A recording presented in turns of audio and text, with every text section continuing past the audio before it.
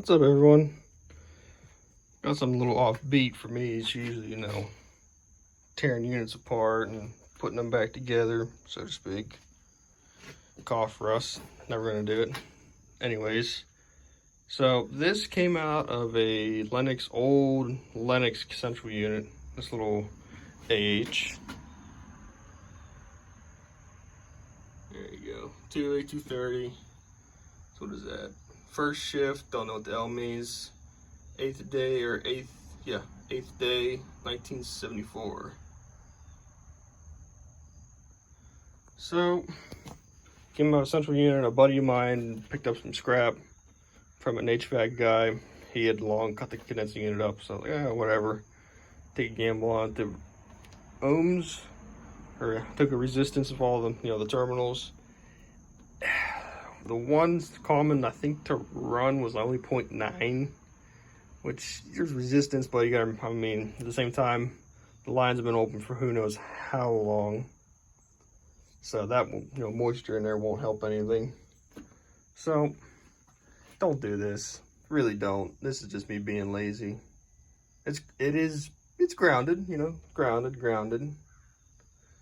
You are playing with 240 here, so it's gonna bite even worse than 120. So as you can see, I got, let's see here. Those are my incoming line out, amp meter. See, Aussie 50, and I think, I'm trying to think who else. Someone else had a good video up, but Aussie 50, I always liked him. Rest in peace. Sucks. It's a bad story there, but another time. You got a really good video. So one line goes right to common. Then the other will go to one post on the capacitor common. Then directly off of that will go to run. Then start will come off here and goes to its own terminal by itself. That's it. That's pretty much in the gist how to wire up compressor if you forgot, like I did on Russ's Emerson radio, which compressor, good. Fan motor, not good. I botched that up, so now I owe him a motor. So I either be getting that rebuilt or put a new one in it. Story of my life. But anyways, so pretty much like I said, don't do this at home unless you know what you're doing, or you're, at least in your head, you have an idea of this will hurt, or in a rare chance, kill me. So anyways, you get a nice blunt object here. That'll work. So, there we go.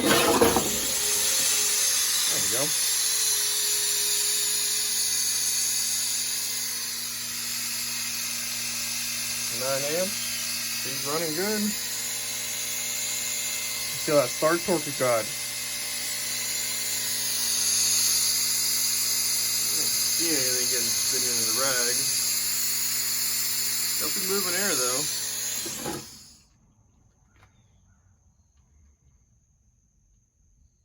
So let's go one more time.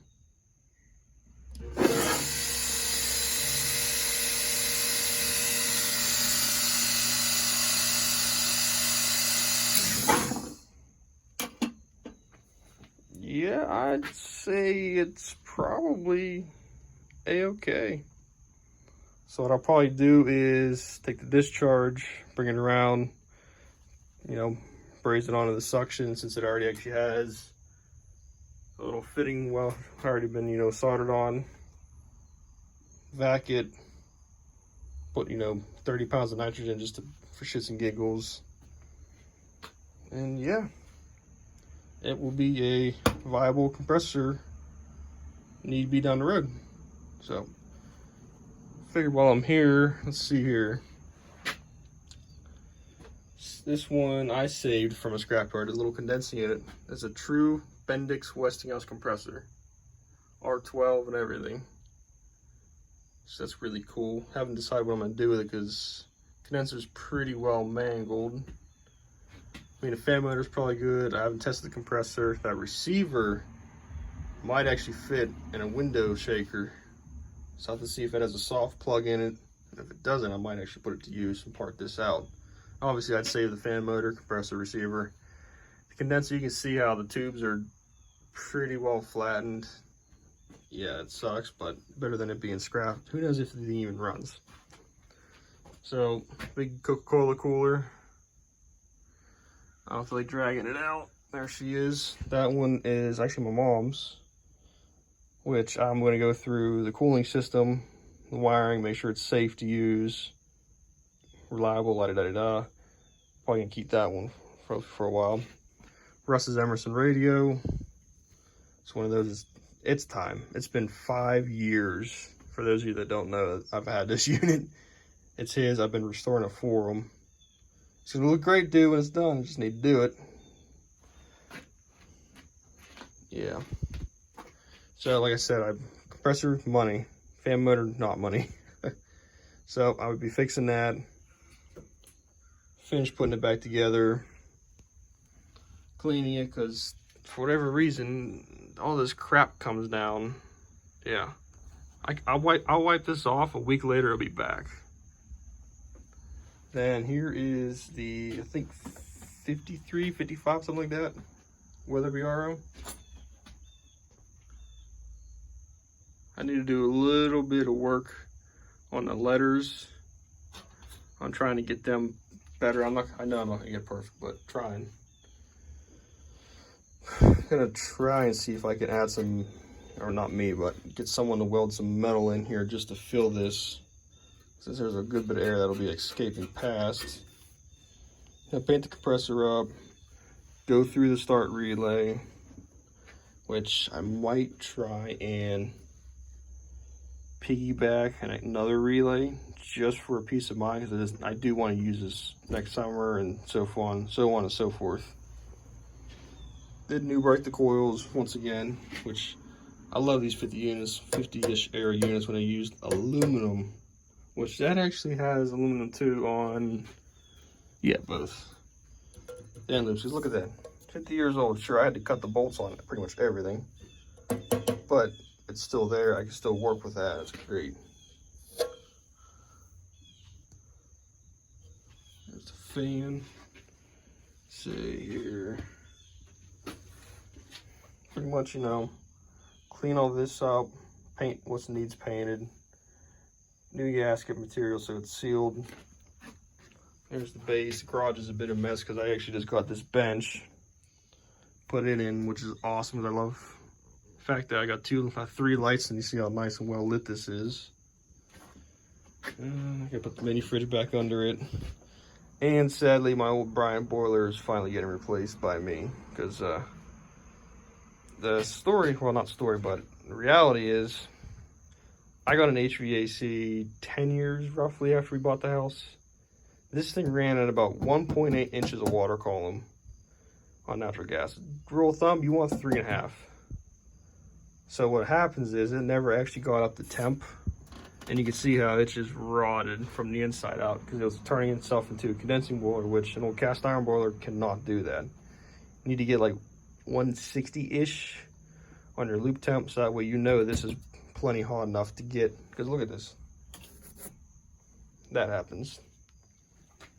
So, go show you here. Oh yeah, this is, let's see here. This is my bigger Weatherby RO case. Man, do I love Texas. Look at that. One little bend there and there. But yeah, that's been sandblasted and primered. No holes, no dents. This is one of the 57 Frigidairs. Little bit there, which is fixable. But yeah, this is the way to go. Sandblast stuff. Don't even screw around. I mean, if it's decent, surface rusty, sure. But whenever you get old crap that's truly starting to rust, sandblast it. Let's see here. And yeah, I gotta hang up some more lights just because it's just too damn dark. Thank you, Jeff J. This is gonna go, that's a new weather and fan motor for my one weather wheel I got out of the karate shop. That's, see, I got 2 now that are strictly 208 units.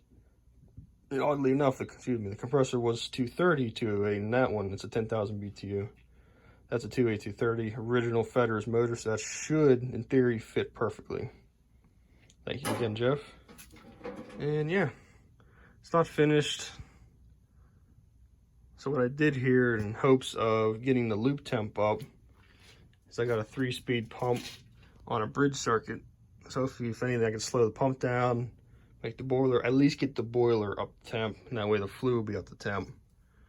You know, obviously it needs straps, level it out some, yada, yada, yada. It's a work in progress. So, 1 second. Turn that off.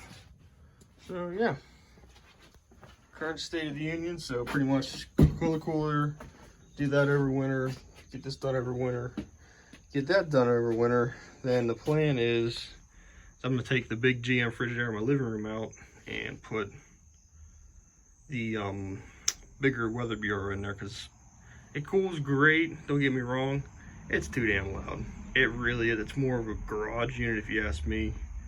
It's nice, it's not a screamer like some of the Fetters are. I know that some of the things are absolutely bonkers how loud.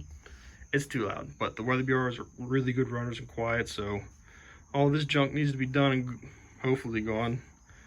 Then I'll bring that in, because at least now I know how to take it apart, which at least Fetters kept it the same to where the fan assembly can, in theory, lift out, and it'll leave you just the base pan and refrigeration system.